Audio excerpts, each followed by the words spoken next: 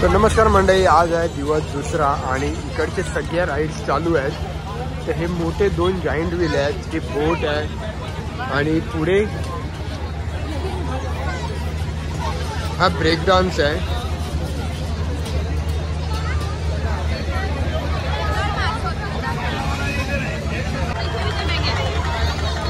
ते रेंजर म्हणून आहे, नवीन राईड आलेली आहे।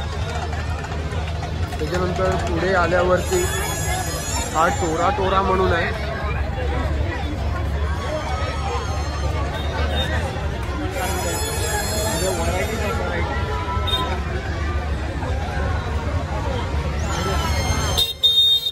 दुसरा दिवस आहे तरी पण भरपूर गर्दी आहे इकडे आज।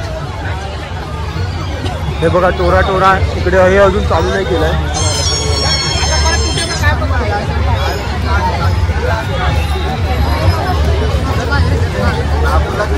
काल काहीच इकडे राईड्स वगैरे नव्हत्या चालू, पण आज दुसरा दिवसच आहे आणि भरपूर आज सगळ्या ज्या राईड्स आहेत त्या चालू झालेल्या आहेत।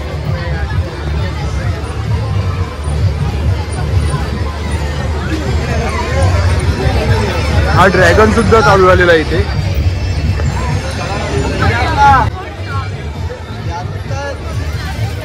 इथे ही बोट सुद्धा चालू झालेली आहे आणि हा एक वेगळा ब्रेक डान्स आहे।